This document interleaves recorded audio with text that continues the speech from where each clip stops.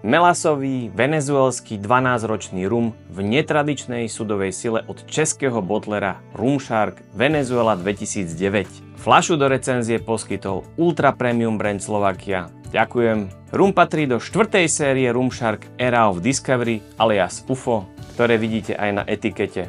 Za Rumsharkom stoja známe osobnosti českého rumu Jozef Janíček a Jiří Rábel. Napriek tomu, že bottler destilériu oficiálne neuvádza, dá sa predpokladať, že je to jedna z najväčších destilérok vo Venezuele, Santa Teresa. Tu bol z fermentovanej melasy rum destilovaný na multikolóne a následne zrel tropicky spomínaných 12 rokov v znovu naplnených dubových sudoch. Obsah tejto fľaše nie je dosladený a nie je ani riedený, takže si tradične nízkovoltážny venezuelský rum môžete pomerne netradične vychutnať v neriedenej sudovej sile. Poďme ho vyskúšať. Vôňa je sladká, po kvetovom mede, cítiť aj karamel, hlavne mliečnú čokoládu, drevo. Vôňa je vplyvom vysokej voltáže výrazná, no a popri dominantnej čokoláde tu objavíte aj pomarančovú kôru a sušené ovocie.